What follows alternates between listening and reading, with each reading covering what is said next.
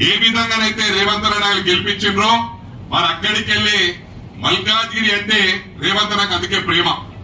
అక్కడి నుంచి గౌరవ ముఖ్యమంత్రి అయిన ఇలా గౌరవ ముఖ్యమంత్రి గారికి ఒకటే టార్గెట్, ఎట్టి పరిస్థితిలో రాహుల్ గాంధీ గారిని ప్రైమ్ మినిస్టర్ చేయాలని ఆ కంకణం కట్టుకొని ముందుకు పోతా ఉన్నాడు. కాబట్టి మనము మాటల్లో కాదు చేతల్లో చూపించవలసిన అవసరం ఉందని చెప్పి కూడా ప్రతి ఒక్కరికి నేను విజ్ఞప్తి చేస్తా ఉన్నా.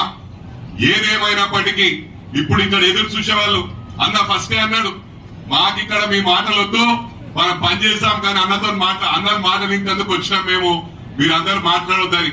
అయినా కూడా ఓపికతో అన్న కూర్చున్నాడు. కాబట్టి మళ్ళా నా మీద కోపం తెచ్చుకునే ముందే నేను ఆపేస్తున్నాను.